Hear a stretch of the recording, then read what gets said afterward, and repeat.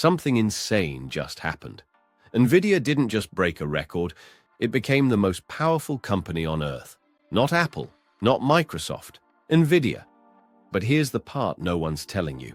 This might not be the peak. It might be the beginning of a financial supercycle. If you own Nvidia stock, pay attention. If you don't, you might regret missing this. Because Nvidia isn't just winning, it's rewriting the rules of tech and finance. Everyone's talking about chips.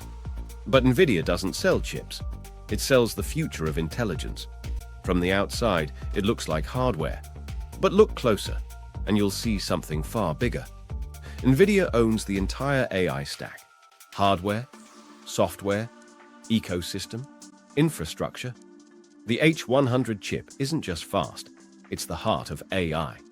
From ChatGPT to Google Gemini to Midjourney, they all run on Nvidia silicon. And now there's a new chip, the Blackwell series, even faster, even more powerful. Designed to train trillion-parameter models, every major company is lining up to buy them, and Nvidia controls the supply. This is not competition, this is dominance. And with that comes pricing power and profit margins that would make Apple jealous. Just look at the numbers. But it's not just revenue, it's reach. Nvidia is embedding itself everywhere. Cloud computing, healthcare, robotics, self-driving cars, digital twins, edge AI. This isn't a chip company, it's a platform, like Microsoft in the 90s. And here's what most people don't realize. It's also building the software layer of AI.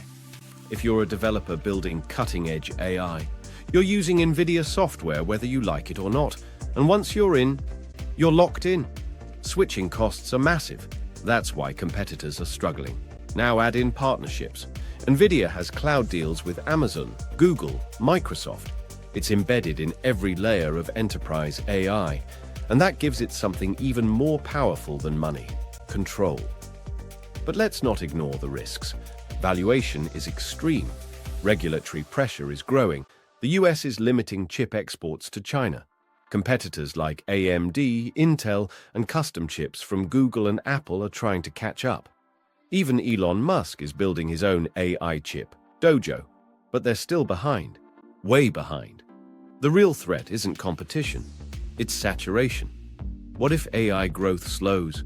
What if spending pauses? What if expectations are simply too high?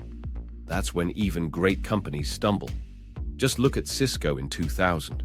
It was the backbone of the internet, until the market collapsed. So the question is Nvidia the next Cisco or the next Amazon? Because there's no middle ground. This is either the greatest growth story of the decade or the most spectacular overvaluation since the dot-com bubble. But here's why many investors are still bullish. AI isn't a trend, it's an arms race. Governments, corporations, startups, they're all investing, racing, building. And every layer of that race runs on Nvidia.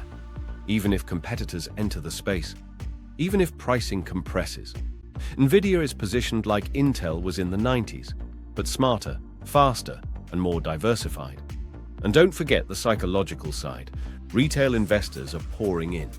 Institutions are increasing their stakes. Every financial media outlet is watching Nvidia's every move. There's momentum, there's belief, there's fear of missing out. And sometimes that alone fuels the next 50% move. So here's the real question. What if $4 trillion is just a checkpoint? What if Nvidia becomes a $10 trillion empire, the most important company of the 21st century? Too bold? Maybe. But look at where we are now. And ask yourself, would you bet against the company powering the AI revolution? Because when the dust settles, you'll either be the one who said, "I saw it and I moved early," or "I watched it and missed everything." Your move.